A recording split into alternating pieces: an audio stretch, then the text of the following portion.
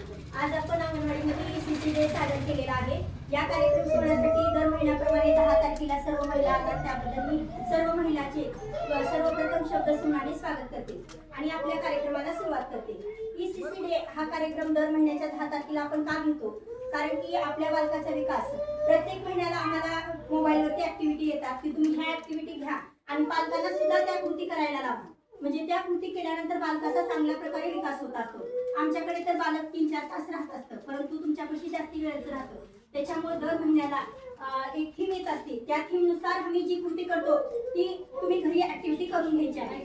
तर या महिन्याची थीम काय आहे तर नन्हे कलाकार।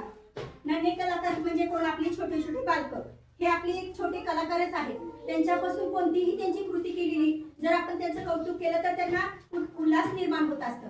तर आपल्याला यामध्ये काय करायचं आहे, त्यांचं संख्या ज्ञान घ्यायचं आहे आणि सृजनशीलतेचा विकास घ्यायचा आहे। जे की आम्ही इथं टेबल मांडलेले आहेत, फळाचे, पुन्हा पालेभाज्या, फळभाज्या याचं सर्व साहित्य मांडलेलं आहे आणि इथं रांगोळी काढलेली आहे मुलांनी पाना फुलाची रांगोळी काढल्यानंतर मुलांना एकाग्र बसण्याची शक्ती त्याच्यामध्ये निर्माण होते, त्याच्यामुळे त्याच्या कल्पना शक्तीचा वाव होत असतो। तर आपण सर्वप्रथम प्रतिमेचं पूजन करून घेऊ, त्यानंतर आपल्या स्टॉलला जे जे लाभार्थी आपली बसलेले आहेत ती कृती करू।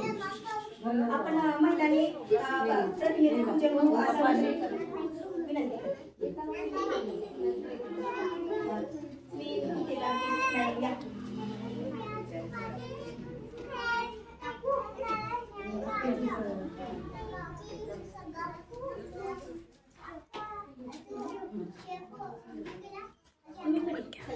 थोडे तिकडे